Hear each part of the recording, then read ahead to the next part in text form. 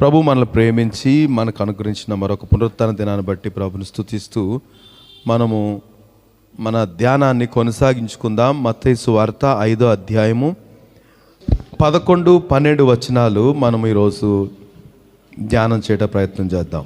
నా నిమిత్తము జనులు ఆనందించుడి, పరలోకమందు మీ ఫలము అధికమగును. ఇలాగున వారు మీకు పూర్వమందుండిన ప్రవక్తలను హింసించిరి. సో యేసు ప్రభు ఆయన కొండ మీద ప్రసంగంలో 6వ వచనం కూడా ఇలాంటిదే కదండి. నీతి కొరకు ఆకలి దప్పులు గలవారు ధన్యులు, వారు తృప్తిపరచబడతారనేసి. మరలా 10వ వచనంలో నీతి నిమిత్తము హింసింపబడువారు ధన్యులు, పరలోక రాజ్యము వారిది అని ఇంకా లోతుగా చెప్పాల్సిన విషయంగా 11, 12 వచనాలు కూడా అదే కాన్సెప్ట్ గురించి మాట్లాడుతున్న విషయాలు మనం చూస్తున్నాం. నా నిమిత్తము జనులు మిమ్మల్ని నిందిస్తారు, హింసిస్తారు, ఏమండి మీ మీద అబద్ధముగా చెడ్డ మాటలెల్లా పలికినప్పుడు మీరు ధన్యులు కదండి. కొన్ని మాటలు మనం వింటున్నాం, ఎన్ని అబద్ధాలు ఆడుతున్నారండి కదండి. వాస్తవాల్లో వాళ్ళకి తెలుసు, కానీ ఏం చేస్తారంటే దాన్ని ట్విస్ట్ చేసి దాన్ని వాళ్ళే మార్చేసి మళ్ళీ అబద్ధంగా ప్రాప్కాన్ చేయటం మొదలు పెడతారు. ఇలాంటివి ఏంటి? యేసు ప్రభు దాని గురించి మనల్ని అలర్ట్ చేస్తున్నారు, జాగ్రత్త పరచాలని ఆయన ఉద్దేశం. కనుక చెడ్డ మాటలు ఎలా పలికినప్పుడు మీరు ఏం చేయాలంట? లెట్స్ ఎంజాయ్, అంతే కదా. ఏముంది? సంతోషించాలి, ధన్యులు అవుతారు మీరు ధన్యులు.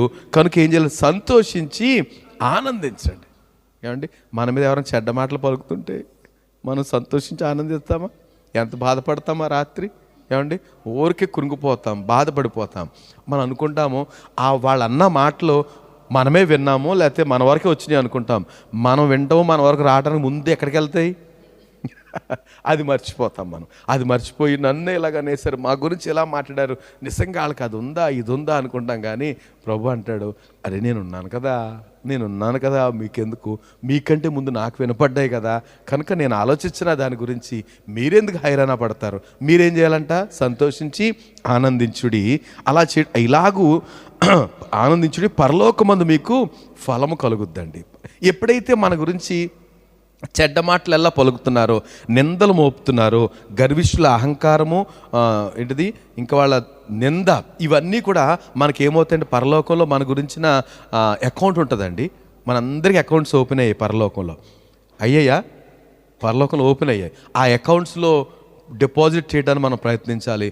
ఒక విధానం ఏంటంటే మన గురించి ఎవరైనా చెడ్డగా మాట్లాడుకున్నారా, నిందించారా, ఆ అకౌంట్లో బోల్డ్ డబ్బులు వచ్చేస్తాయండి.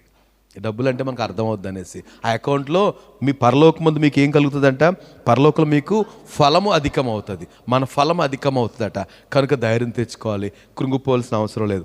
రైట్. సో ఈరోజు మనం ఈ మాటలు ధ్యానం చేస్తున్నాం. మనం కొన్ని విషయాలు వీటిని చదివాను కదా మనం. 6వ వచనము 10వ వచనము కూడా ఇలాంటిదే. సో 11, 12 మరి డైరెక్ట్గా ప్రభు మాట్లాడుతున్న మాటలు, వీటిని ఆ విధంగానే మనం ధ్యానం చేయడానికి ప్రయత్నం చేద్దాం. అయితే ఈ విషయాలు మనం గమనిస్తే ఇది ఏమైనా క్రొత్తగా మనకేమీ కలగట్లేదు కదండి. దేవుని నిమిత్తము నింద, హింస అనేది మనకే కలుగుతుందా? ఇంతకుముందు ఎవరికైనా కలిగిందా? ఏమండి యేసు ప్రభు రాకముందు ఉన్న ప్రవక్తల దగ్గర నుంచి జరుగుతూనే ఉంది. ఏమండి జరుగుతుంది. ఎక్కడ ప్రభు అంటాడు ఇక్కడ మత్తయి సువార్త 23వ అధ్యాయము 33 నుంచి 36 వరకు చూస్తే అందులో మధ్యన అంటాడు, హేబేలు మొదలుకొని ఏంటంట? హేబేలు కదండి రక్తం చిందించాడు. ఫస్ట్ మనుష్యుడు హేబేలు మొదలుకొని ధర్మశాస్త్రం లేకపోతే పాత నిబంధనలో చివరి హతసాక్షి ఎవరంటే బెరక్యా కుమారుడైన జకర్యా. యాక్చువల్గా బెరక్యా కుమారుడు జకర్యాకును జకర్యా గ్రంథానికి డిఫరెన్స్ ఉంది. కానీ అక్కడ చెప్పబడిన మాట బహుశా ఈ జకర్యా తర్వాత రెండవ దినవృత్తాంతాల గ్రంథం 24వ అధ్యాయము.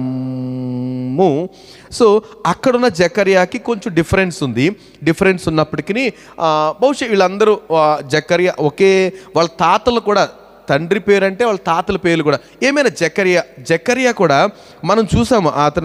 ఆయన గురించి చదివినప్పుడు మనము అక్కడ ఉండగా ఈ మత్తయి సువార్త 1వ అధ్యాయంలో హతసాక్షుల గురించి చూసాము. ఏం చేశారట జకరియా? ఒకసారి తీద్దామా మాట, చూద్దాం ఒకసారి. ఇక్కడ దినవృత్తాంతాలు 2వ గ్రంథము 2వ అధ్యాయం 2వ దినవృత్తాంతాలు, నేను త్వరగా 2వ దినవృత్తాంతాలు 24వ అధ్యాయం 2వ దినవృత్తాంతాలు 24 2nd Chronicles. ఏమండి, యెహోయాదా కుమారుడైన జకరియా అయిన యెహోయాదా కూడా ప్రవక్త. సో అయితే ఇక్కడ మనం చూస్తే నేను 20వ వచనం చూస్తున్నాను, అయితే 16వ వచనం చూస్తే 19వ వచనము, తన వైపునకు వారిని మళ్లించుటకే యెహోవా వారి యొద్దకు ప్రవక్తలను పంపగా ఆ ప్రవక్తలు వారి మీద సాక్ష్యము పలికిరి, కానీ వారు చెవియొగ్గక ఉండిరి. అప్పటి కాల పరిస్థితుల్లో రాజులు లేకపోతే వారు చెవియొగ్గలేదు. అప్పుడు దేవుని ఆత్మ యాజకుడగు యెహోయాదా కుమారుడైన జకరియా మీదకి రాగా, ఈయన యెహోయాదా కుమారుడైన జకరియా రాగా అతడు జనుల ఎదుట నిలబడి, ఇది రాజు జనుల ఎదుట నిలబడి చెప్తున్నాడు, ప్రవక్తలు దేవునికి వ్యతిరేకంగా ప్రవర్తించిన వారు ఎవరిని కాంప్రమైజ్ కాలేదండి. వారు మంచిదే పట్టించుకోకుండా ఉండలేదు. అసలు వీళ్ళు రగిలిపోయేవారు. ఎందుకని? వీరు ఎవరు ఆత్మతో నింపబడ్డారు? యెహోవా ఆత్మ వారి మీదకు ఉన్నప్పుడు పాపాన్ని అంగీకరించలేదు. దేవునికి స్తోత్రం. దేవుని ఆత్మ మన మీద ఉన్నప్పుడు పాపాన్ని సహించనివ్వడు. మనం పాపం చేయలేము, పాపం చేసే వాళ్ళని అంగీకరించలేము. మనం పాపం చేసే వాళ్ళ విషయంలో ఏమీ మనము హోష్ లేకుండా ఉన్నామంటే మన మీద ఉన్నది ఎవరు? ఖచ్చితంగా దేవుని ఆత్మ అయితే కాడు. దేవుని ఆత్మ పరిశుద్ధుడైన దేవుని ఆత్మ మన మీద ఉన్నప్పుడు మనం పరిశుద్ధంగా ఉంటాము, మనం పరిశుద్ధతను ఎంకరేజ్ చేస్తాం. పరిశుద్ధత లేని పరిస్థితిని తట్టుకోలేం. జకరియా మీదకి దేవుని ఆత్మ వచ్చాడు. దేవుని ఆత్మ నింపబడి దేవుని ఆత్మ యాజకుడకు యెహోయాదా కుమారుడు జకరియా మీదకి రాగా అతడు జనుల ఎదుట నిలబడి, మీరెందుకు యెహోవా ఆజ్ఞలు మీరుచున్నారు? మీరు వర్ధిల్లరు, మీరు యెహోవాను విసర్జించితిరి కనుక ఆయన మిమ్మును విసర్జించి ఉన్నాడు. ఏం చెప్తున్నాడు? ఎందుకు దేవుని మాటలు మీరుతున్నారు? మీరు దేవుని విసర్జించారు, దేవుడు కూడా మిమ్మల్ని విసర్జించేస్తున్నాడు. మీకు ఇష్టంగా, మీ పట్ల ఇష్టంగా లేడు అంటే ఎవరికైనా ఇష్టంగా ఉంటుందండి? దేవుడు మీ ప్రార్థన వింటలేదు అన్నారనుకోండి, ఎంత కోపం వచ్చేది ఎవరికైనా కదా. వినకపోయినా లోపల పెట్టుకుని ఇలా ప్రార్థన ఎక్కడ దేవుడు వింటాడులే, దేవుడు మీ ప్రార్థన వింటాడంటే చాలా సంతోషం. లోపల ఒకటి. ప్రవక్తలు దేవుని ఆత్మపూర్ణులు డబుల్ గేమ్ ఆడలేరు, డబుల్ టంగ్ ఉండదు. వాళ్ళు ఏం చెప్పాలి, అందుకే దేవుని ఆత్మ వచ్చేది. సో దేవుని ఆత్మ చెప్తున్నాడు, దేవుని ఆత్మ ద్వారా చెప్తున్నాడు, మీరు సరిగా లేరు, దేవుని మాటలు నిర్లక్ష్యం చేస్తున్నారు, దేవునికి మీరు ఇష్టంగా లేరు, మీ పట్ల దేవుడు ఇష్టంగా లేడు, విసర్జించి ఉన్నాడు అనగానే అందుకు వారు అతని మీద కుట్ర చేసి రాజు మాటను బట్టి యెహోవా మందిరపు ఆవరణ లోపల రాళ్ళు రువ్వి అతను చావగొట్టినట. ఈ జకరియా గురించి చెప్తున్నాడు యేసు ప్రభు. ఏంటంట 23, అదే కదా మత్తయి సువార్త 23లో ఆ భాగం ఉంటుంది. 33 నుంచి చూస్తే ఏంటంట, మొదటి హతసాక్షి అయిన హేబేలు మొదలుకొని చివరి వాడైన జకరియా వరకు రక్తాన్ని చిందిస్తున్నారు. ఎందుకండి వీళ్ళు ఎందుకు చంపబడ్డారు? ఆస్తులు తగాదాలండి? ఆస్తులు తగాదాలా? సమస్య లేదు. ఆస్తులు లేవు, పాడు లేవు, ఏమీ పట్టించుకోలేదు. ఒకటే, దేవుని ఆజ్ఞలు మీరు మీరుతున్నారేమో, మీరే వాళ్ళ దగ్గర మొండిగా చెప్పటమే. కనుక మనం గత వారం చూసాం కదండి, యోహాను శిరశ్ఛేదనం ఎందుకు జరిగింది కదండి? వాక్యాన్ని మీరుతున్నావు, నీకు చేసేది కరెక్ట్ కాదు అంతే. తనకు నచ్చలేదు ఆ మాట, తనకు నచ్చలేదు, శిరస్సు తెచ్చి పల్లెలో పెట్టి ఇమ్మంటది, పనికి మాలింది. రైట్? కారణం అలాగా అట్లాంటి దేవునికి వ్యతిరేకంగా జరుగుతున్న పరిస్థితులను తట్టుకోలేకపోయిన వారిని ప్రవక్తులు అన్నారు. వారు చెప్పే మాటలు బట్టే వారు హింసించబడ్డారు, చంపబడ్డారు. రైట్? మనం చూస్తే ఏం చేశారట, ప్రవక్త ఎక్కడ దొరుకుతాడు? దేవుని మందిరంలో దొరికాడు. దేవుని మందిరంలోనే రాళ్ళు రువ్వి చంపేశారట, రక్తం కారుకుంటూ. అతను అంటాడు కదా, ప్రవక్త అని అంటాడు, అందుకు వారు అతని మీద కుట్ర చేసి రాజు మాటను బట్టి యెహోవా మందిరపు ఆవరణం లోపల రాళ్ళు రువ్వి అతను చావగొట్టిరి. ఈ ప్రకారము రాజైన యోవాషు జకరియా తండ్రి అయిన యెహోయాదా తనకు చేసిన ఉపకారమును మరిచిన వాడై యోవాషు. సో అదంతా మనం చూసాం కదండి. మీరు ముందు పుస్తకాలు of course me mind revise చేసుకుంటే దొరుకుతాయి. రైట్, రాళ్ళు రువ్వి అతని చావగొట్టిరి. ఈ ప్రకారము రాజైన యోవాషు జకర్యా యెహోయాదా తనకు చేసిన ఉపకారమును మరిచిన వాడై అతని కుమారుని చంపించెను. అతను చనిపోయినప్పుడు ఒక మాట్లాడాలంటే ఏమని, యెహోవా దీన్ని దృష్టించి దీన్ని విచారణలో తెచ్చునుగాక. ఏంటంట, యెహోవా దీన్ని దృష్టించి దేవుడు దీన్ని లెక్కలో తీసుకుంటాడో అన్నాడు.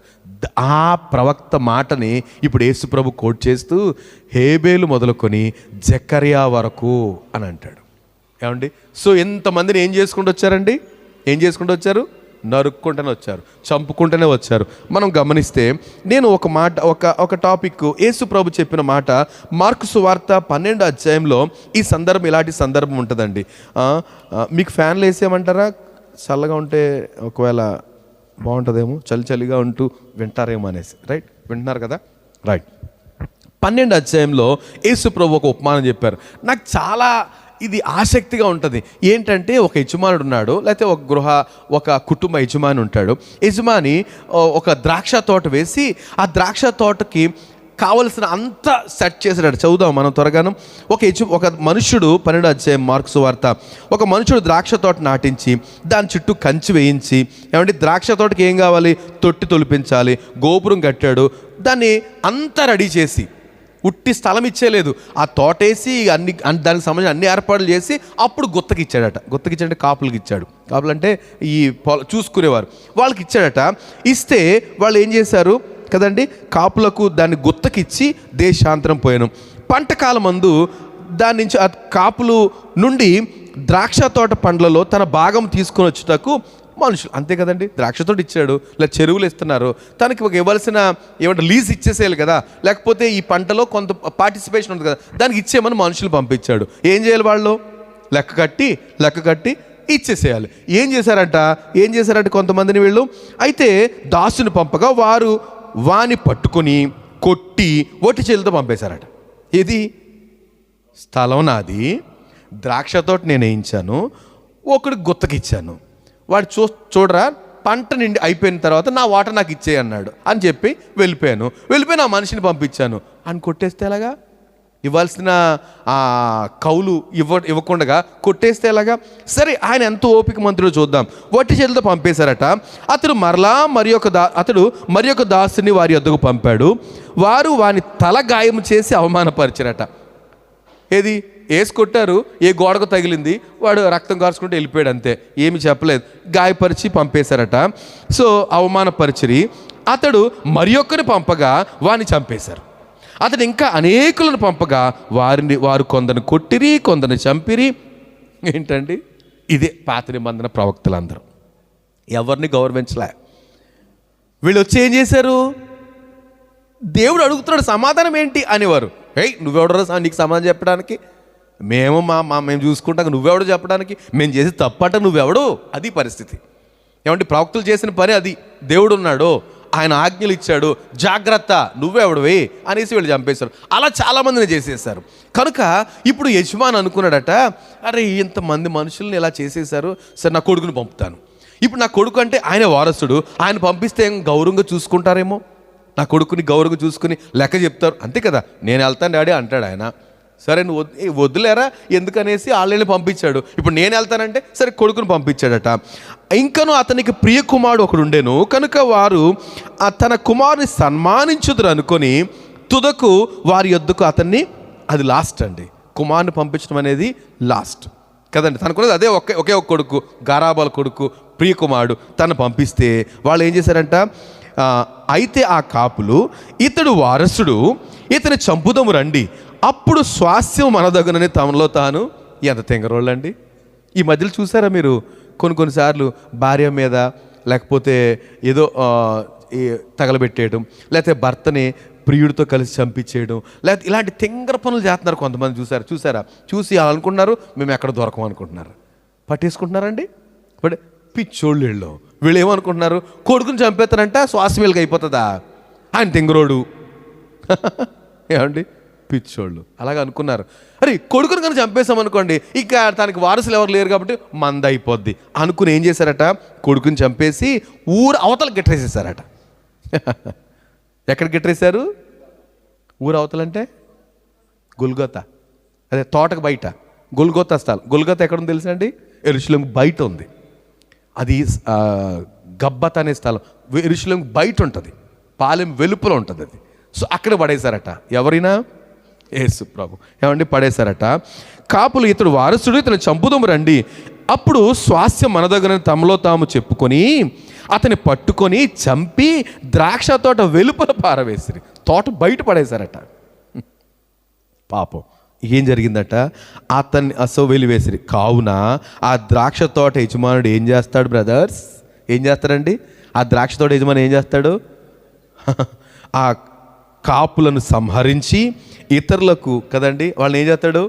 ఊరుకుంటాడు ఆయన? ఊరుకుంటాడా? నేను అనుకుంటాను ఇంకా సంహరించలేదు అనుకుంటున్నాను. ఇప్పుడు చంపేసి ఎక్కడ పడేశారు? అవతల పడేశారు. ఈజ్ గోయింగ్ టు కమ్, రాబోతున్నాడు. వచ్చి ఏం చేస్తాడంట?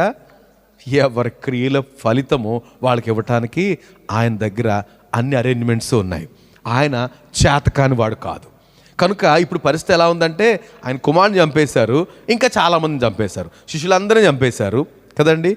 ఆఖరికి మన దేశానికి వచ్చిన తోమాను కూడా చంపేశారు, బల్లెలతో పొడిచి చంపేశారు. అంత మాత్రమే కాదు, ఆయన నామంలో చాలామందిని చంపేస్తున్నారు. సో ఏం జరుగుతుంది? హేబేలు మొదలుకొని జకర్యా, అది ఓల్డ్ టెస్ట్మెంట్ అయితే, క్రీస్తు మొదలుకొని ఇప్పుడు మన వరకు ఎంతమందిని చంపేస్తున్నారు. ఏమండి? ఇంతకు ఎందుకు చంపేస్తున్నారంటారు? ఏమండి? ఎందుకు చంపేస్తున్నారమ్మా? చెప్పండి. ఎందుకు చంపేస్తున్నారు? నా నిమిత్తము ఎందుకు పడాలి? యేసు నిమిత్తము ఎందుకు చంపేస్తున్నారు? ఒక మాట మనం చూసాం యోహాను సువార్త 17:14 చెప్తారా? 17:14 ఆ ఒక్క మాట చెప్పాలి.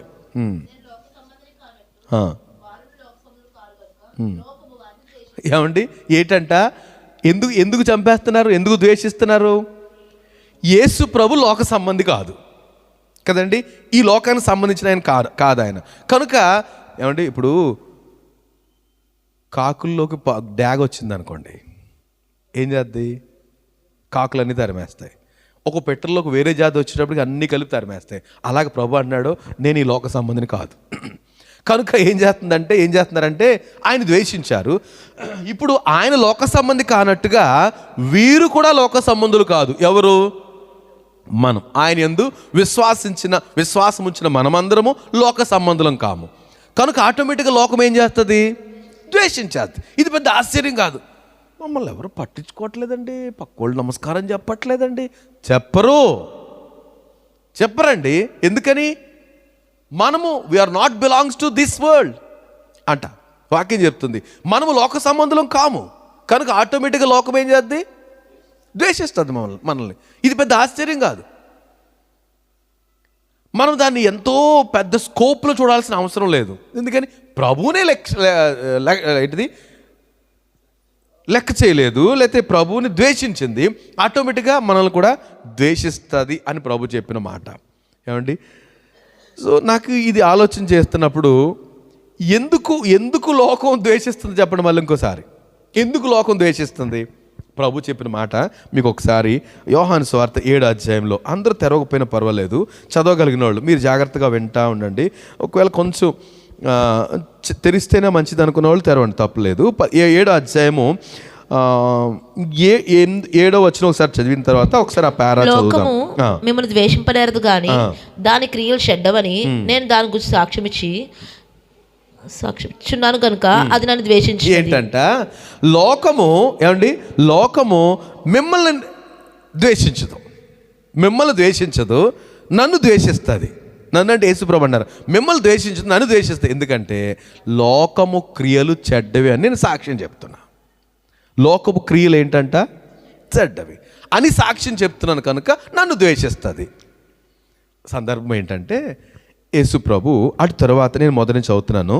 యూదులు ఆయన చంప వెదకుచున్నందున యూదులో సంచరింపనొల్లక గల్లేలో సంచరిస్తున్నాడు ప్రభు. ఇక్కడ యూదులు థ్రెట్ వేసేసారు, కనబడి చంపేద్దాం అనుకున్నారు. కాబట్టి ఆయన మిషన్ టైం ఇంకా రాలేదు కాబట్టి గల్లయ్య ప్రాంతంలో ఆయన తిరుగుతుంటే పరిచయం చేస్తున్నారు. గల్లయ్య ప్రాంతంలో తిరుగుతున్నప్పుడు ఈ యూదుల పర్ణశాల పండుగ వచ్చింది కనుక అతని సహోదరులు అంటున్నారు కదా, చూడండి ఎవరు? ఆయన తల్లి బిడ్డలు, తల్లి సహోదరులు, తల్లి పుట్టిన తర్వాత, యేసుప్రభు తర్వాత పుట్టిన బిడ్డలు అంటున్నారు, ఇలా ఎంత మాట మాట్లాడారు చూడండి.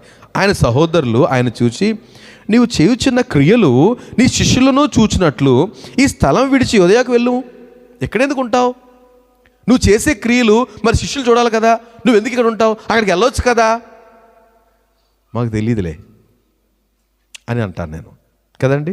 ఆయన ఏ టైం ఎక్కడ ఉండాలో ఆయన తెలీదా ఏమండి? వెలుగు అందుకే అక్కడ ఉంటుంది, ఇక్కడే ఉంటుంది, మాట చదువుతాం చూడండి. ఆయన సహోదరులు ఆయన చూచి, నీవు చేయుచున్న క్రియలు నీ శిష్యులను చూచున్నట్లు ఈ స్థలం విడిచి యోదయకు వెళ్ళుము. బహిరంగమున అంగీకరింపబడగోరువాడు ఎవడును తన పని రహస్యముగా జరిగింపడు. నువ్వేమో అందరినీ రక్షణకు వచ్చాను అన్నావు కదా, రహస్యంగా ఎందుకు చేస్తున్నావు? వీళ్ళు అంటున్నారు, ఆయన సలహా ఇస్తున్నారు, బహిరంగంగా అంగీకరించబడాలనుకున్నవాడు రహస్యంగా ఎందుకు ఉంటాడు? నువ్వు బయటికి కనపడు, అందరికి కనపడు. వాళ్ళు అంటున్న మాటలు, రహస్యంగా జరిగింపడు. నీవు ఈ కార్యములు చేయుచున్న ఎడల నిన్ను నీవే లోకములో కనుపరుచుకొనుము. ఏమండి, నువ్వు ఈ కార్యాలు చేస్తుంటే లోకాన్ని కనుపరుచుకునే పని మీదే ఉన్నాడు ఆయన. థ్రెట్ ఎక్కువైంది కాబట్టి కొన్నిసార్లు చూడండి, వాళ్ళు దొమ్మిగా వచ్చేసారట, ఇక తోసేద్దాం అనుకున్న లోపు వాళ్ళ మధ్యలోంచి వెళ్ళిపోయాడు ఆయన చాలాసార్లు. కారణం ఏంటి? చావుకు భయపడి కాదు, సమయం కొరకు. నా సమయం ఇంకనూ రాలేదంటాడు. కనుక సమయం కొరకు ఆయన పనులు చేయాల్సిన పని ఎక్కడెక్కడ ఏ ప్రదేశం, సమరయ వెళ్ళాలి ఆయన కదండి, సమరయ బోల్డ్ పనులు ఉన్నాయి, ఎక్కడికి వెళ్ళాలో ఆల్రెడీ టైం టేబుల్ ఏంటిది, డైరీ పట్టుకుని వచ్చేసాడు. డైరీ అంటారా, ఫ్యూచర్ న్యూస్ పేపర్ పట్టుకుని వచ్చాడు. అయితే మొత్తం ఏ రోజు ఏం చేయాలో అది పట్టుకుని వచ్చాడు ప్రభు. దాని ప్రకారం దాన్ని ఏమంటారు, షెడ్యూల్ పట్టుకుని వచ్చాడు ఆయన. కనుక ఆ షెడ్యూల్ ప్రకారం జరిగించాలి. మధ్యలో వెళ్ళిపోతే ఎలా కుదురుతుంది? కాబట్టి ఆ షెడ్యూల్ పూర్తవ్వాలి కదా అని నేను అనుకుంటే, నువ్వు బయటకు వెళ్ళొచ్చు కదా, లోకమంతా కనుపరుచుకోవచ్చు కదా. ఈ బ్రదర్స్ మాట్లాడుతున్నారు, ఏం పేర్లు వారి పేరు? యోహాను, యాకోబు, ఇంకా కొంతమంది ఉన్నారు. ఎవరు? యేసుప్రభు సొంత శిష్యులే. వాళ్ళు అంటే ఆయన చూడండి, ఆయన అందుకే అక్కడ రాయబడిన మాట ఏంటంటే, ఆయన సహోదరులైనను ఆయన యందు విశ్వాసం ఉంచలేదు. ఉంచరండి. సహోదరులు విశ్వాసం ఉంచుతారా? మొదట ఉంచరు, తర్వాత ఉంచుతారు. కనుకనే వాక్యం చెప్తుంది, బోధకుడు తన ఇంట తన ఊర్లో తప్ప మరెక్కడ ఘనహీనుడు కాదు. ఎక్కడంటే ఎక్కడ ఘనహీనుడంట? ఇంట్లోనూ ఊర్లోనూ. ఎవడు పట్టించుకోడు. బయటికి వెళ్తే మాత్రం రెడ్ కార్పెట్స్ వేస్తారు. ఇది కామన్. కనుక ఇంట్లో నన్ను ఎవరు పట్టించుకోవట్లేదు, బయట ఊర్లో ఎవరు అవసరం లేదు. యేసు ప్రభునే పట్టించుకోలేదు. సహోదరులైనను వారి యందు ఆయన యందు విశ్వాసం ఉంచలేదట. ఆశ్చర్యం కాదు, గమనించాలి మనం. Right, okay. ఇంకా అప్పుడు అంటున్నాడు కదా, ఆయన సహోదరులను ఆయన విశ్వాసం ఉంచాలి. యేసు, నా సమయం ఇంకనూ రాలేదు, మీ సమయం ఎల్లప్పుడూ సిద్ధముగానే ఉన్నది. మీరు ఎప్పుడైనా రెడీగానే ఉన్నారు బ్రదర్స్. వాడు అన్నాడు, మీరు ఏమైనా మాట్లాడతారు కదండి, నోటుకొచ్చింది మాట్లాడేసి, నేను మాట్లాడకూడదు అలాగా, అంతే కదండి. ప్రభు అన్నారు, మీ సమయం మీది, మీ టైం మీది, మీ నోరు మీది, ఏమైనా మాట్లాడేస్తారు. కానీ నేను మాట్లాడే మాటకి అక్కడ లెక్క చెప్పాలి. అంతేనండి. మనం ఎందుకు మాట్లాడాం? పక్కోళ్ళు మన మీద దెబ్బలాడుతున్నప్పుడు మనం ఎందుకు మాట్లాడకూడదు? We are accountable to God. దేవునికి లెక్క చెప్పాలి. వాళ్ళు ఏం లెక్క చెప్పనక్కర్లేదు అనుకుంటున్నారు వాళ్ళు.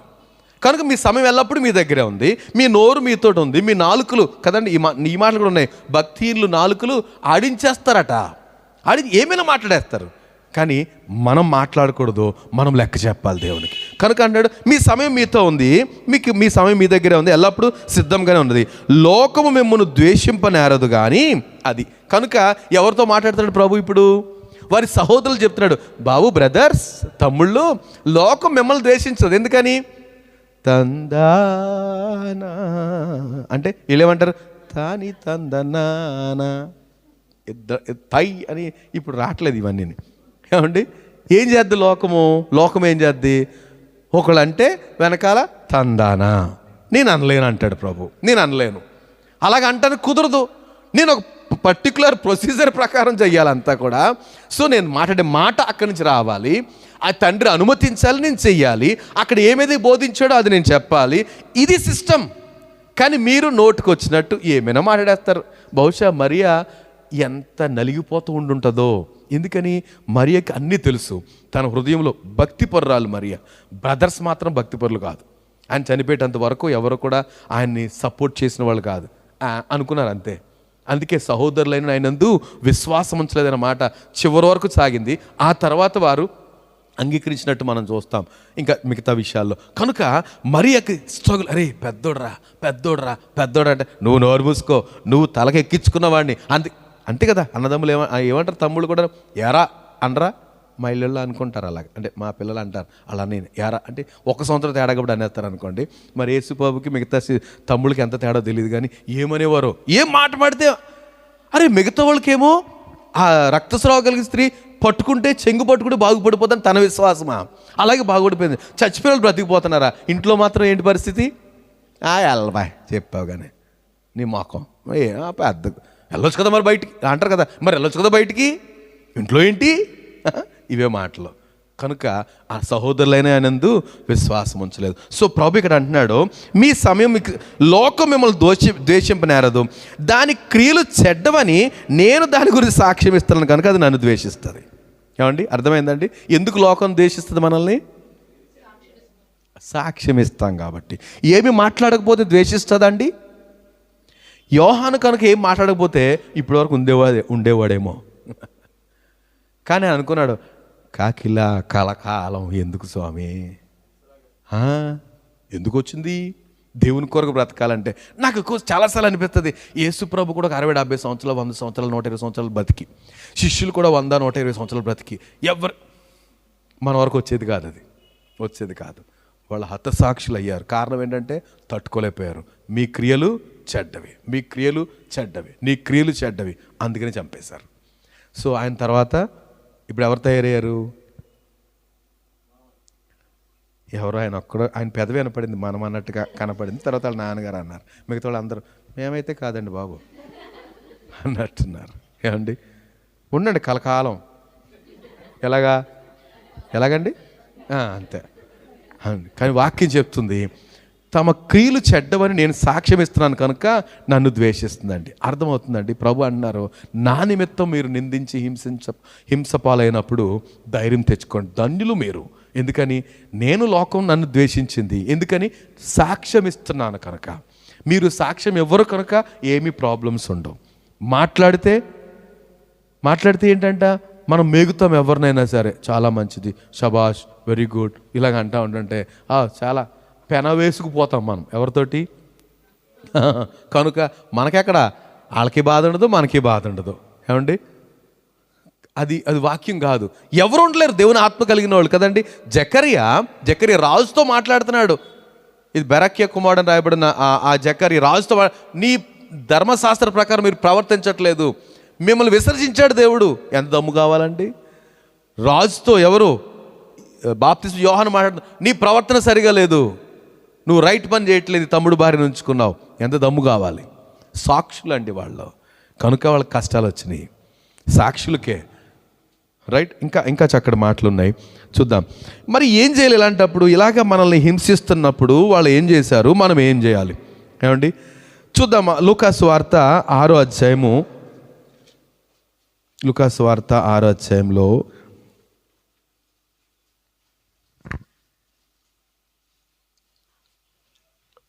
22-23 వచనాలు చూస్తే, మనుష్య కుమారుని నిమిత్తము మనుషులు మిమ్మల్ని ద్వేషించి వెలివేసి నిందించి మీ పేరు చెడ్డదని కొట్టివేయనప్పుడు మీరు ధన్యులు.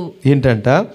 మనుష్య కుమారు నిమిత్తము మనుషులు మిమ్మల్ని ద్వేషిస్తారు, వెలివేస్తారు, నిందిస్తారు, మీ పేరు చాలా బ్యాడ్ అండి అంటారు. అంతే. ఏమంటారట? Very bad. అబ్బా ఏం చెవులు మూసేసుకున్నారట ఎవరిని చూసి?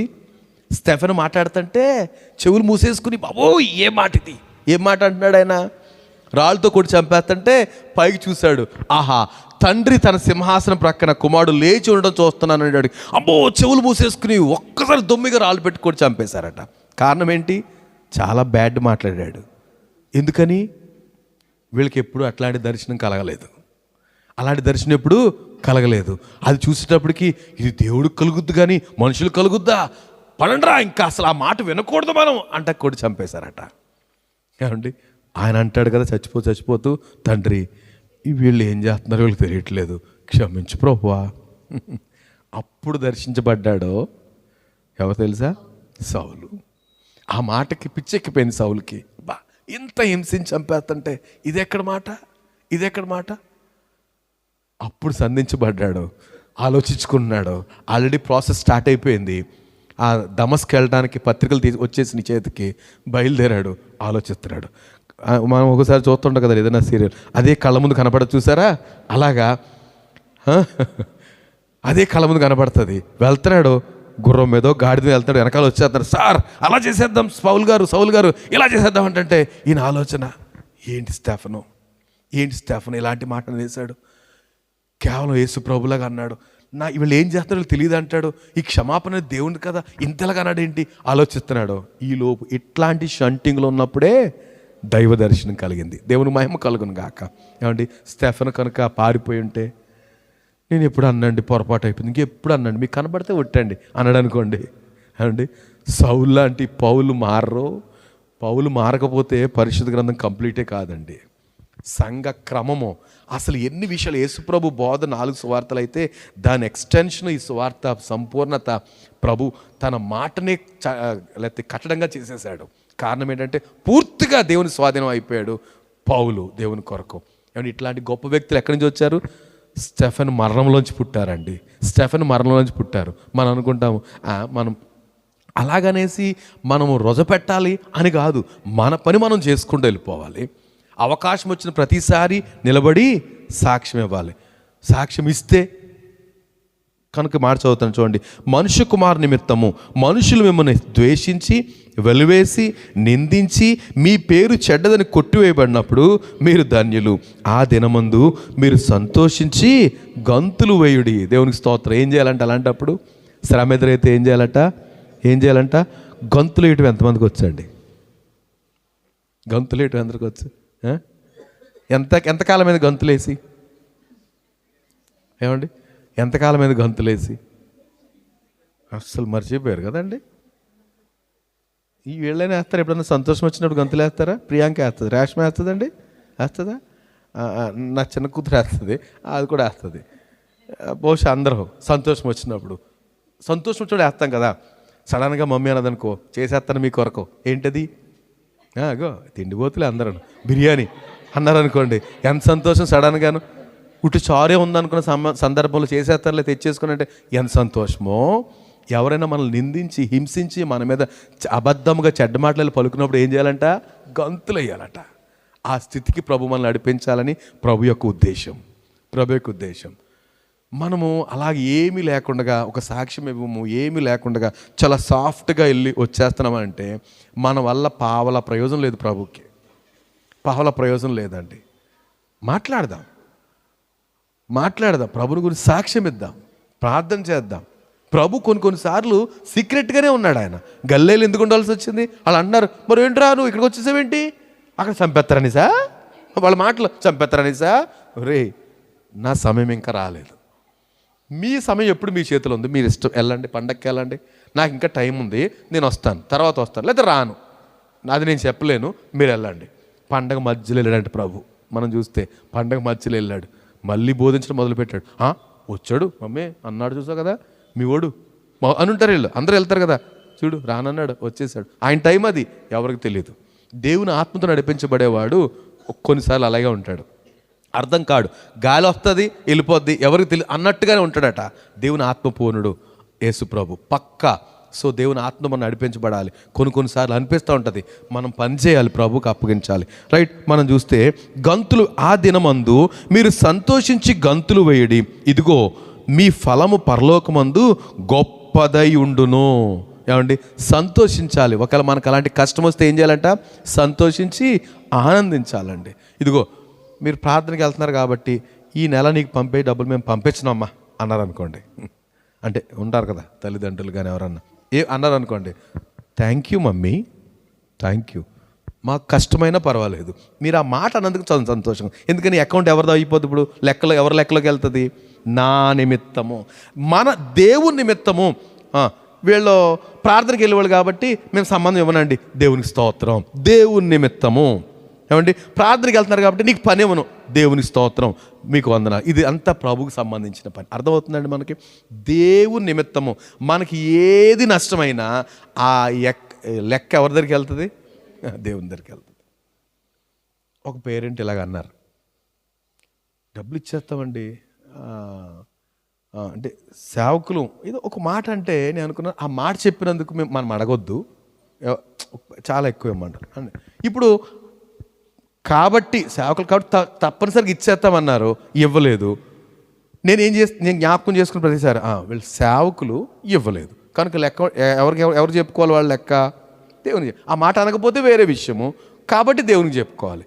అది ఒక ఎత్తు అయితే, మనకి చాలాసార్లు దేవుని వలన మనం ఏదైనా కీడు అనుభవించామా, లేకపోతే నష్టపోయామా, లేకపోతే ఇబ్బంది పడ్డామా, లేకపోతే మనకు జరగాల్సిన మేలు జరగలేదా, ఇదంతా ఎవరి లెక్కలోకి వెళ్ళిపోతుంది? ప్రభువు లెక్క. నా నిమిత్తము అనే దాంట్లో ఉంటుంది. కనుక మనం ఏం చేయాలి? థ్యాంక్ యూ, వందనాలు, ధన్యులము. మనం ఏం చేయాలంటే సంతోషించి గంతులు వేయటం నేర్చుకోవాలట. గంతులు వేయటం నేర్చుకోవాలి, ప్రభువులు ఆనందించడం నేర్చుకోవాలట. ఇంకేమన్నారు? అయ్యో వారి పితరులు ప్రవక్తలు కూడా ఏంటంటే ప్రవక్తలు కూడా అదే విధంగా చేశారు అనేసి మరొకసారి ఈ లూకాసు వార్తలు కూడా ఈ మాట రాయబడి ఉంది. కనుక మనము చూస్తే దేవుని నామ నిమిత్తము అపోస్తలు ఏం చేశారో ఒక విషయం చూద్దాం. ఎప్పుడైతే వీళ్ళు పరిచయం చేయడం మొదలుపెట్టారో, అపోస్తల కార్యాలు 5వ అధ్యాయము నేను 40వ వచనం చదువుతున్నాను. 40-41 చదివితే, వారతని మాటకు సమ్మతించి అపోస్తులను పిలిపించి ఏమండి ఏ మాట ఇది? ఎంత సింపుల్గానో. అపోస్తుల కార్యాలు కొట్టించడం అనేది ఏదో చిన్నపిల్లల్ని టీచర్ కొట్టినట్టు ఉంటుంది. ఎవరు వీళ్ళు? అపోస్తలులు. యేసు ప్రభుతో 3.5 సంవత్సరాలు పరిచయం చేసి ఆయన వెళ్ళిపోయిన తర్వాత తిండి తిప్పలు మాని దేవుని కొరకు అక్కడ బోల్డ్ పనులు చేస్తున్న వాళ్ళని కొట్టించి, క్యాజువల్గా కొట్టించి, వారిని కొట్టించి యేసు నామమును బట్టి బోధింపకూడదని ఆజ్ఞాపించి వారిని విడుదల చేసిరి. ఏమండి ఎవరైనా చెయ్యి పడినప్పుడు చాలా బాధ కలుగుద్ది మనకి కదండి. కొట్టించేయడం అంటే అంత సులువా? కొట్టించేశారంతే. అయితే ఏం జరిగిందంట, వాళ్ళు ఏం చేశారు? ఆ నామము కొరకు అవమానము పొందుటకు పాత్రులని ఎంచబడినందున వారు సంతోషించుచు మహాసభ ఎదుటి నుండి వెళ్ళిపోయారు. ఏంటంట? ఎందుకు కొట్టారు వీళ్ళు? ఇప్పుడు ఆ యేసు నామం ఉచ్చరించకూడదు అని కొట్టారు. హాహా దేవా, మీ నామం నిమిత్తము ఇలా దెబ్బలు తిన్నందుకు ధన్యులము, మమ్మల్ని యోగ్యులుగా ఎంచారు, మీకు వందనాలు తండ్రి. ఎవరు అనగలుగుతున్నామండి ఈరోజు? ఆ నామం నిమిత్తము మమ్మల్ని రానివ్వలేదు, వందనాలు తండ్రి. ఆ నామం నిమిత్తము మాకు ఏ స్థానం ఇవ్వలేదు, మా గౌరవం తగ్గించారు, వందనాలు తండ్రి. ఆ నామం నిమిత్తము మా స్ట్రెంత్ తగ్గింది, వందనాలు తండ్రి. ఒక పేరెంట్ అంటున్నారు ఈ అకాడమిక్ ఇయర్లో, మీరు దేవుడి స్కూల్ అని తెలుసుండి కూడా ఇంతవరకు ఉంచామండి. దేవుడి స్కూల్ అంటే దేవుడి స్కూల్ అంట. నేను దేవునికి స్తోత్రం అనుకున్నాను, అందుకు వెళ్ళిపోతే సంతోషం, మరేం పర్లేదండి. పట్టెడు పిండి బుడ్లో కొంచెం నూనె, ఎంతకాలం బతికారు తెలుసా? ఆశ్చర్యకార్యాలు చేసే దేవుడు. ఇది తక్కువ అవుతాం, ఇది తక్కువ, మరేం పర్లేదు. మనం అందుకు యోగ్యులమని ఎంచినందుకు దేవునికి మహిమ కలుగును గాక. వై? బికాజ్ నేను కూడా కొంతమంది చేసినట్టుగా అట్లాంటి ప్రస్తావన ఏం లేకుండా, ఇలాంటి పనులు ఏం లేకుండా ఇప్పుడు అక్కడికి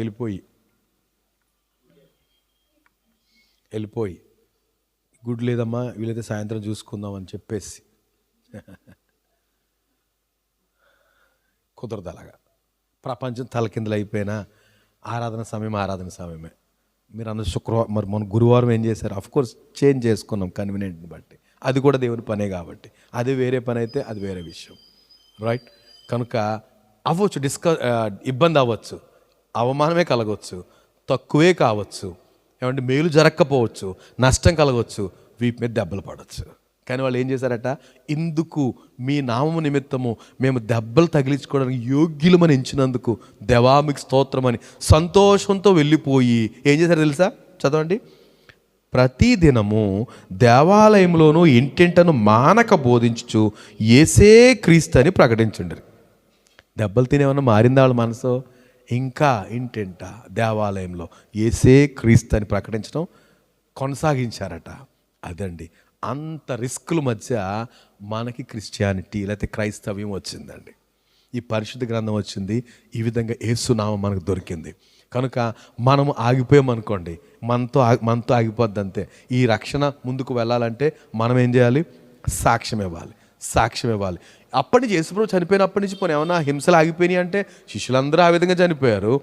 మన దేశంలో గ్రహం స్టైన్స్, ఇంకా బోల్డ్ మంది ప్రవక్తలు చాలామంది చనిపోయారు. ఇంకా ఏం జరుగుతుంది చూద్దాం ఒకసారి. ఇలా మనం హింసించబడినప్పుడు ఏం జరుగుతుంది? పేతురు రాసిన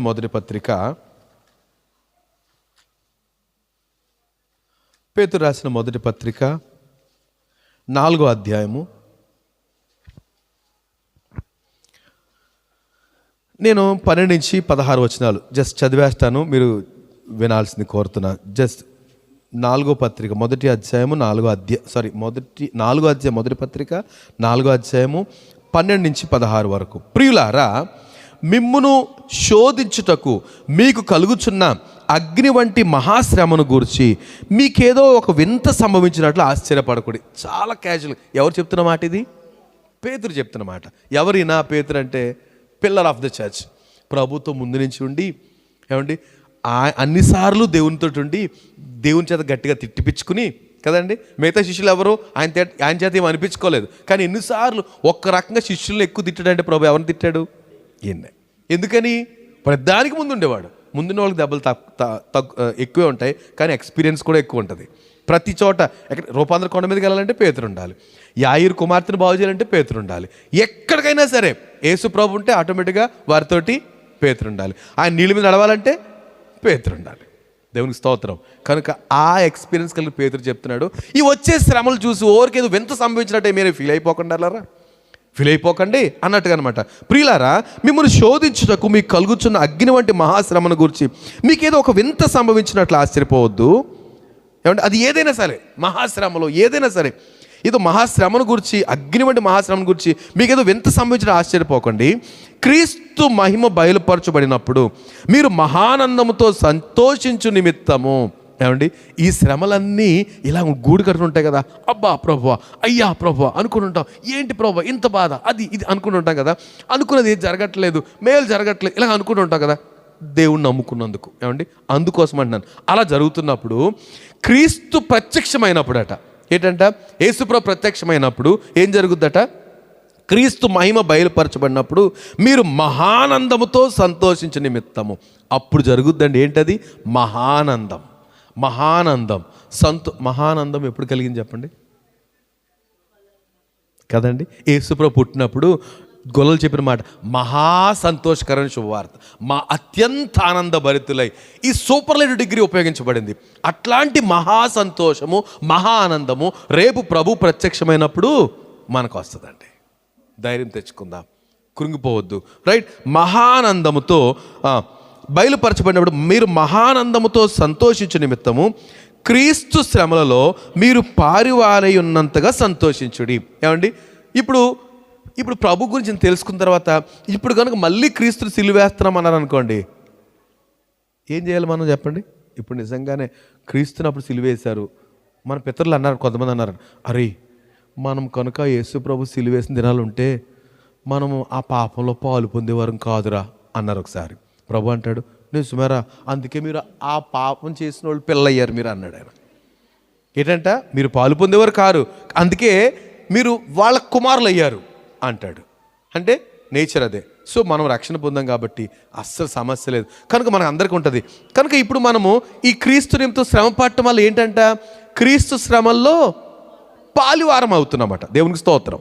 ఏమంటే క్రీస్తు శ్రమల్లో పాలివారం అవుతున్నాం. ఇంకా అంటాడు, ఆయన వీపు మీద దెబ్బలు ఏమైనా తక్కినాయేమో ఆ మిగిలిన దెబ్బలు నా మీద పడాలంటాడు పౌలు చాలాసార్లు. నా మీద పడ్డాయి అంటాడు. అంటే ఆయన కొట్టగా మిగిలినవి నా మీద పడ్డాయి అంటాడు.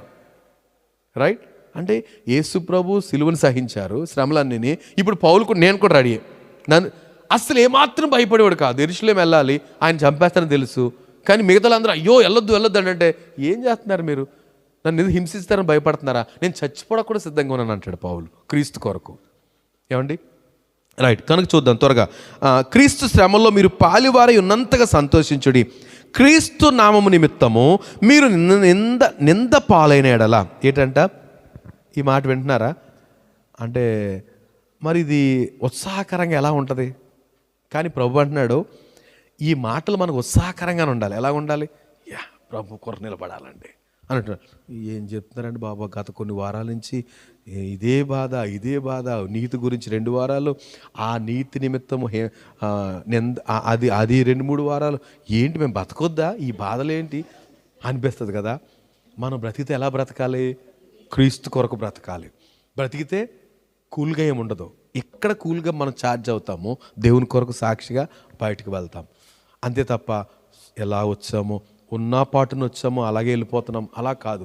వింటున్నాం, వాక్యాన్ని విందాము. ఏమండి, మనం కొత్తగా ఏరి కోరి తేవట్లేదు కదండి. నేను అనుకున్నాం, మనం మత్తయి సువార్తతో ప్రారంభించి ప్రభు చిత్తమైతే కొనసాగిద్దాం అనుకున్నాం. 3వ సంవత్సరం 3 సంవత్సరాలు పూర్తయింది. ఇప్పుడు మత్తయి సువార్త 5వ అధ్యాయంలో 11వ వచనం, 11, 12 వచనాలకు వచ్చాం. సో సాధ్యం వరకు మన క్రమంలోనే ఉన్నాం. మనం అక్కడెక్కడ తీసుకురావట్లేదు కదండి. ఆదివారపు ఆరాధన మాత్రం క్రమంలోనే ధ్యానం చేస్తున్నాం. ఇది మనం అనుకున్న క్రమంలో. కనుక యేసుప్రభు కొడవి ప్రసంగులు అంత బాగా పాపులర్ అయిన వర్తమానంలో ఇన్నిసార్లు ఎందుకు చెప్తున్నాడంటే, దిస్ ఈజ్ మెయిన్ సంఘానికి, ఇది మూలము. సువార్త ఎక్స్టెండ్ అవ్వాలంటే శ్రమలు కామన్. శ్రమ లేని ఫలితంబు ఏమండి ప్రభు ఇస్తాడు ఆయన కొరకు శ్రమ పడినప్పుడు. కానీ లోకంలో ఎలా ఉంది పరిస్థితి ఇప్పుడు? ప్రాస్పరిటీ. మీరు తెచ్చేయండి, దేవుడు ఇచ్చేస్తాడు. మీరు తెచ్చేయండి, దేవుడు ఇచ్చేస్తాడు. ఏమండి, మనకేమైనా తక్కువ చేస్తున్నాడండి? ఆ బోధలు మనకు లేవు, రైట్? మనకు ఆ బోధలు లేవు. మీరు తెచ్చేయండి, దేవుడు ఇచ్చేస్తాడు అనే బోధలు లేవు. ఎవరు తక్కువేం చెప్పండి? ఏమండి, తక్కువేం అవ్వలే. ఇవి ఆటోమేటిక్గా వచ్చేస్తాయండి. తన సమృద్ధి చొప్పున క్రీస్తులో మన ప్రతి అవసరాన్ని దేవుడు తీరుస్తాడు, ఆయన చిత్తాన్ని మనం గ్రహించినప్పుడు. ఆయన బోధ ఏంటంటే, ముఖ్యమైన బోధ, నా నిమిత్తము మీరు నిందించబడి, హింసించబడి, మీ మీద అబద్ధముగా చెడ్డ మాటలు పలుకున్నప్పుడు సంతోషించండి, ఆనందించండి, ధన్యులయ్యారు, పరలోకంలో మీ ప్రతిఫలము కదండి. మనందరూ ప్రయాణం ఏంటి అసలు చెప్పండి? మన గోల్ ఏంటి చెప్పండి? అదే కదా. అక్కడ ఒట్టి చేతులతోటి కదండి, సింపుల్గా స్త్రీలు ఒక చున్నీ చేసుకుని వచ్చేసారు అనుకోండి, అదేంటమ్మా చర్చ్కి వచ్చేటప్పుడు కొంచెం హడావిడిగా రావాలి కదా. అలాగ పరలోకం వెళ్ళేటప్పుడు మనం ఎలా ఉండాలంట? కొంతమంది బికాస్ ఆఫ్ యూ, మీ గురించేనండి, మీ ప్రార్థన వల్లేనండి, మీ పాటల వల్లేనండి, మీ వాక్యం వల్లేనండి, మీ ప్రవర్తన చూశానండి, నాకు ఇక్కడికి మార్గం, ఇలా చెప్పాలంటే పరలోకం వెళ్ళినప్పుడు. అంతే తప్ప మనం వెళ్ళినా ఎక్కడున్నామో లేదో ఎవరు కొన్నిసార్లు చూడండి, కొంతమంది కొత్త వాళ్ళు వస్తారు, అందరూ బిజీ అయిపోతారు, ఎవరు అలా నిలబడి అంతే వెళ్ళిపోతారు, ఇంకో వారం రావడానికి ప్రయత్నం చేయరు కదండి. అలాగే మన పరలోకం వెళ్ళి ఒట్టి చేతిలో వెళ్ళిపోయామనుకోండి, ఎవరు కనపడరు. ప్రభు మాత్రం, ఆయన మాత్రం మనం కృతజ్ఞత చూస్తాం, ఆయన చూస్తూ ఉండిపోతాం. ఈలోపు ఎవరు పలకరించే వాళ్ళు లేకపోతే పరలోకంలో అదొక భయంకరం. చచ్చిపోవడం గురించి మాట్లాడతారండి. పరలోకం పలకరించడం ఏంటి? పరలోకంలో పలకరించరా?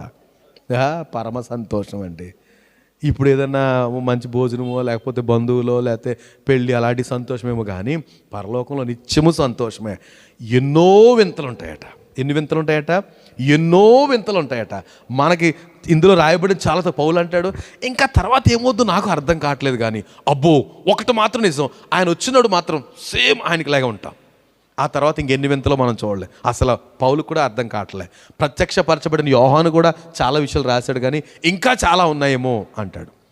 కనుక ఏమండి, మన దృష్టి అంతా అక్కడ నిలపాలట. క్రీస్తు లేపబడిన వారు అయితే ఏం చేయాలట? పరలోకమందే మీ దృష్టి పైన వాటి మీదనే నిలపాలి. మనం అంతా ఇక్కడతో నింపేసుకున్నాం కనుక ఈ బాధ ఎలా ఉంటుందంటే, ఎప్పుడు అయిపోద్దండి, ఇంకా అవ్వలేదు, టైము 10:30కి అయిపోయేది కదా అంటే మనం లేట్గా స్టార్ట్ చేసాం, లేకపోతే అయిపోయేదేలేండి. అది కాదు. ఈరోజు ప్రభు మనకిచ్చే మరొక బాధ ఇక్కడి నుంచి మళ్ళీ అలా ఉండకపోవచ్చు. కనుక మనం ఏమైనా సిద్ధపడాలి. ఏమో దేన్ని మనం ముందు సిద్ధపరచడో తెలియదు. ఆయన శ్రమల్లో పాలివారం అయ్యడానికి దేవుడు మనం ప్లాన్ చేస్తే సిద్ధంగా ఉందాం, పారిపోవద్దు. రైట్? నేను ఈ మాట, ఇది చాలా ముఖ్యమైన మాట. ప్రియులారా, మిమ్మల్ని శోధించుటకు మీకు కలుగుతున్న అగ్ని వంటి మహాశ్రమను గురించి మీకేదో ఒక వింత సంభవించినట్లు ఆశ్చర్యపడకుడి. క్రీస్తు మహిమ బయలుపరచబడినప్పుడు మీరు మహానందముతో సంతోషించే నిమిత్తము క్రీస్తు శ్రమల్లో మీరు పాలువారై ఉన్నంతగా సంతోషించండి. ఏమండి, ఇంకన్నీ ఎక్స్ప్లెయిన్ చేయడానికి కూడా టైం అయిపోతుంది. క్రీస్తు నామము నిమిత్తము మీరు నింద పాలైన ఎడలా, ఏంటండి?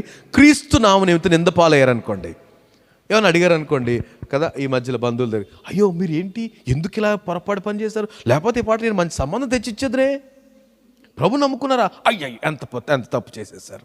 వాళ్ళు కూడా అయ్యయ్య, లేకపోతే పాటికి నాకు ఎంత సర్కిలో. క్రీస్తు నామ నిమిత్తం ఏం పడుతున్నాం మనం? నింద పడుతున్నాము. నింద పాలైనప్పుడు ఏం జరుగుతుందంట? క్రీస్తు నామ నిమిత్తం మీరు నింద పాలైనప్పుడు మహిమా స్వరూపి అయిన ఆత్మ అనగా దేవుని ఆత్మ మీ మీద నిలుచున్నాడు కనుక మీరు మరొకసారి ధన్యులు. అంతే కదా. ఏంటంట? అంత ధన్యతే. క్రీస్తు నామనితో నింద పాలైతే మనం ఎప్పుడు నిందించబడి ప్రభువా ఇలాగ అన్నారు ఆలోచించలేమనుకోండి, ఎందుకు తప్పు చేశామనే పరిస్థితిలో మనం లేము. దేవునికి మహిమ కలుగును కాక. వాళ్ళకి అనిపిస్తుంది చాలా తప్పు చేశారంటే మరి నిందించబడుతున్నాం, ప్రభువానికి స్తోత్రం అంటే వెంటనే దేవుని ఆత్మ మన మీద దిగుతాడట. దేవునికి మహిమ. అది చాలా వివరంగా చెప్పింది. మహిమా స్వరూపి అయిన ఆత్మ అనగా దేవుని ఆత్మ, అనగా దేవుని ఆత్మ మీ మీద నిలుచున్నాడు కనుక మీరు ధన్యులు. అయితే ఈ ఒక్క మాట చూడండి, 15-16 వచనాలు. మీలో ఎవడునూ నరహంతకుడుగా కానీ, దొంగగా కానీ, దుర్మార్గుడుగా కానీ, పరుల జోలికి పోవువాడుగా కానీ బాధ అనుభవింప తగదు. ఈ మాట మాత్రం కొసమేర్పండి. ఏంటంట? మనం నిందించబడకూడదు. ఎలా? ఎందుకు? దేవుని నిమిత్తం నిందించబడకూడదు, తప్పది. దేవుని నిమిత్తం నిందగా రెడీగా ఉండాలి. కానీ మన స్వయంకృత అపరాధం వల్ల నిందించబడకూడదు. అంటే మిగతా వాళ్ళకి మనం కూడా లాగొడు కొట్టాము, ఏమండి ఇది నరాలు పగిలిపోయి రక్తాలు వచ్చేసినాయి, ఇప్పుడు మనం దాక్కోవాలి ఎవరో దాక్కున్నట్టు. అలాంటి పనులు చేసి మనము నిందించబడకూడదు. ఏమండి అదేంటండి పాస్టర్ గారు కూడా అదేం పనండి, అది వాళ్ళు ప్రార్థనకి వెళ్తారు అదేం పనండి, అలాగ అనిపించుకోకూడదట. అది దేవునికి అవమానం. అది అంటున్నాడు ఇక్కడ పేతురు గారు చెప్పే మాట ఏంటంటే, మీలో ఎవడును నరహంతకుడుగా కానీ, దొంగగా కానీ, దుర్మార్గుడుగా కానీ, పరుల జోలికి పోవువాడుగా కానీ బాధ అనుభవింప తగదు. అర్థమైందా? ఏమండి అంటే ఈ పనులు ఎవరు చేయకూడదు? లోకం చేసే పనులు మనం చేయకూడదండి. మరి ఏం చేయకూడదండి? మనం బ్రతకనిస్తారా? మరేం పర్లేదండి. గంటేశారా? మరేం పర్లేదండి. సరే ఆ పెట్టుబడి సర్దుకుని వచ్చేసి ఎక్కడో దిక్కును ఉండడం తప్పులేదు. ఒక గుడారం ఎవరైనా ఇంటి అడిగి ఈ పక్కలో ఉంటామండి, కొంచెం ఇల్లు మరి ఏం పర్లేదు. క్రీస్తు అలా కాదు. నీకెంత అధికారం ఉందో నాకంత అధికారం ఉందో బస్తీ మీద సేవలు అన్నాం అనుకోండి, ఏమండి అది కరెక్ట్ కాదు, అది కరెక్ట్ కాదు. అలాగ మనం చేయకూడదని వాక్యం చెప్తుంది. అందుకే చక్కర ఎవరైనా మీ టవల్ అడిగాడా, పై వస్త్రం కూడా ఇచ్చేసాయి. రారా 1 మైల్ అంటే 2 మైళ్ళు నడిచేళ్ళు, ఏం అడిగితే ఇచ్చేసాయి. ఏంటది అంటే ఈ లోకంతో మనం ఎలా ఉండాలంట, ఆ రొంపిలోకి మనం దిక్కకూడదు, ఏం పట్టుకెళ్ళిపోతే అన్నట్టుగా ఉండాలట. ఏమండి నిందించబడకూడదు. అలా చేసి మనం ఏం చేయకూడదంట, కష్టం అనుభవింప బాధ అనుభవింప తగదు. అయితే మరి ఏం చెప్తున్నాడు? ఎవడైనాను క్రైస్తవుడైనందుకు బాధ అనుభవించినడలా అతడు సిగ్గుపడక ఆ పేరును బట్టియే దేవుని మహిమపరచాలి.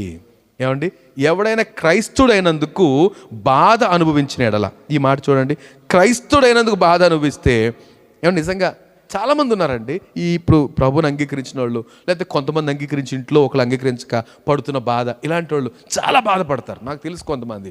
కనుక ఏం చేయాలంట, ఇందుకు నేను ప్రభుని అంగీకరించినది బాధపడుతున్నానా, మరేం పర్లేదు, బాధ అనుభవించిన అతడు సిగ్గుపడక ఆ పేరును బట్టి దేవుని మహింపరచవలను అని వాక్యం చెప్తున్న మాట ఈరోజు మనల్ని దర్శిస్తుండగా.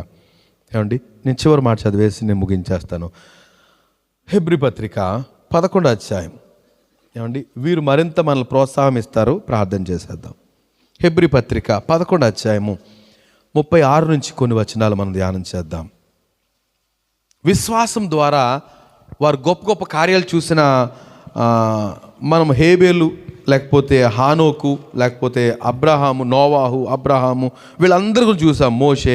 ఏమండి ఇక్కడ ఇంకొక లిస్ట్ ఉంది 36 నుంచి. మరికొందరు తిరస్కారములను, కొరడా దెబ్బలను, మరి బంధకములను, ఖైదును అనుభవించిరి. ఏంటంటండి విశ్వాసమును బట్టి మేలే కాదు ఏమనుభవించారు, దెబ్బలు పడ్డాయంటండి. విశ్వాస యేసు ప్రభు నమ్ముకున్నందుకు ఏం చేశారంట, మరలా నేను చదువుతున్నాను, తిరస్కరించబడ్డారు.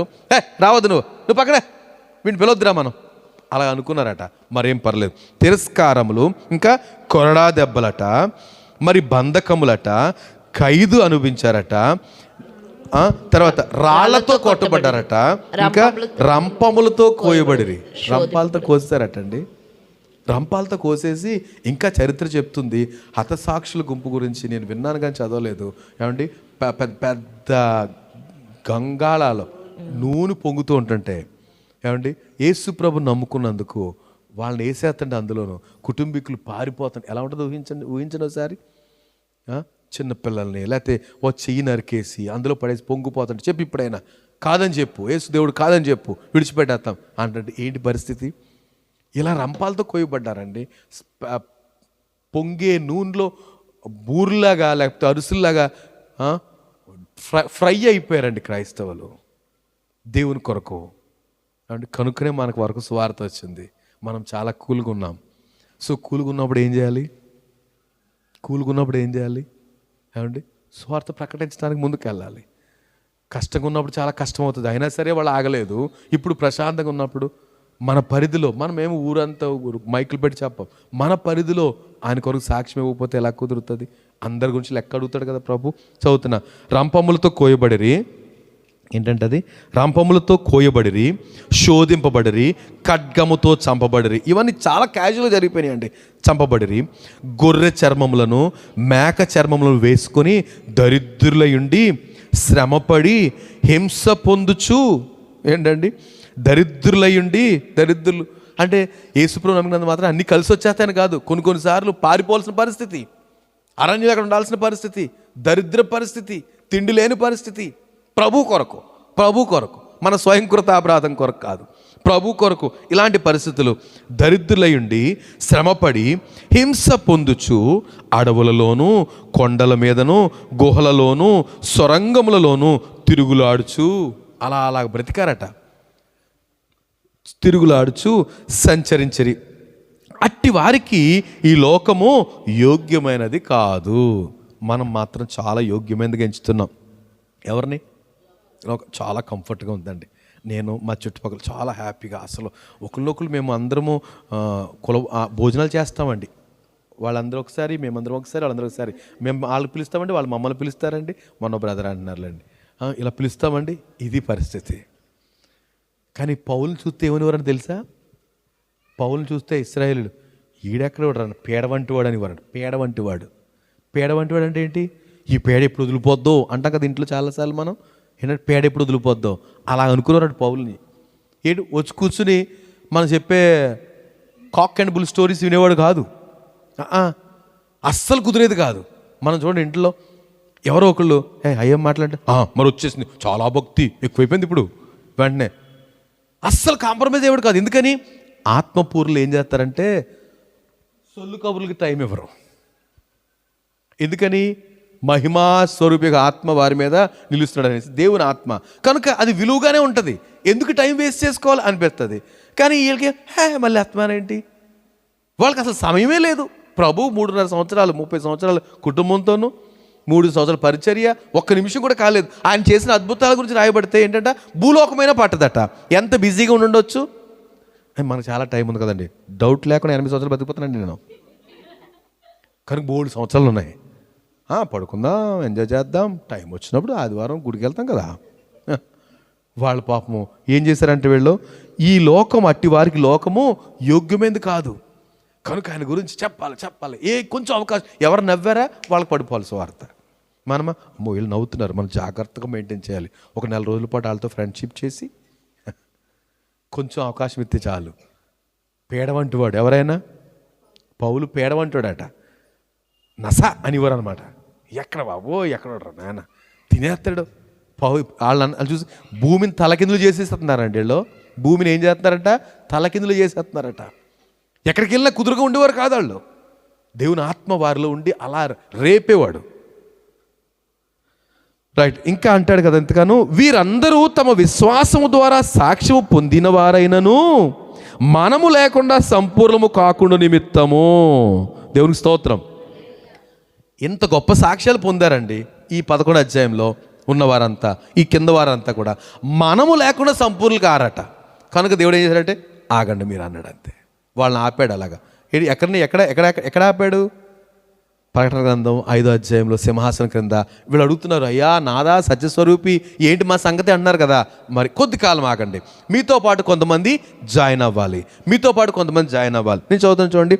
వీరందరూ తమ విశ్వాసం ద్వారా సాక్ష్యం పొందిన వారైనను మనము లేకుండగా సంపూర్ణులు కాకుండా నిమిత్తము దేవుడు మన కొరకు ఏంటంట, మనం లేకుండా వాళ్ళు ఏమవరట, సంపూర్ణులు అవరట. కనుక దేవుడు మన కొరకు మరీ శ్రేష్టమైన దాన్ని ఏంటంట, వాళ్ళు ఓకే, మన కొరకేమో మరీ శ్రేష్టమైన దాన్ని. ఏంటి ఆయన ఉద్దేశం? వాళ్ళు చదివిందే ఆశ్చర్యంగా ఉంది. మనము లేకుండా వారిని సంపూర్ణ చేయకుండా మన కొరకు మరీ శ్రేష్టమైన ఇంకేదో గొప్పది దేవుడు మన కొరకు సిద్ధపరచాడట. మన కొరకు మరీ శ్రేష్టమైన దాన్ని ముందుగా సిద్ధపరిచాడు. కనుక వీరు వాగ్దాన ఫలము, ఎవరు ఇంతవరకు చదివిన వాళ్ళు వాగ్దాన ఫలం అనుభవించలేదు, మనం లేకుండా పరిపూర్ణ కాకుండా ఉండటం కొరకు. రైట్. సో ఈరోజు ప్రభు యొక్క ఉద్దేశం మూల మాట మనం చూస్తే, నా నిమిత్తము మీరు, ఆ మాట చదివి మనం ప్రార్థన చేద్దాం.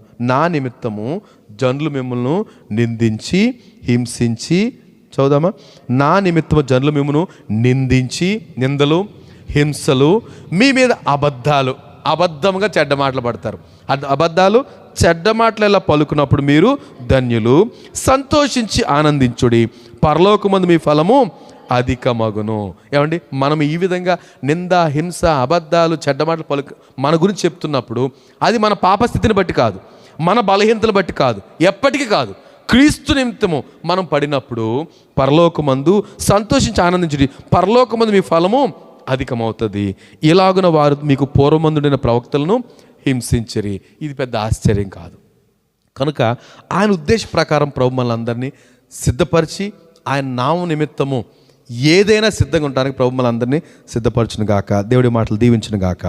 ఆమెన్. ఒక్క నిమిషం లేచి నిలబడదామా చిన్న ప్రార్థన కొరకు. Thank you lord. స్తోత్రం.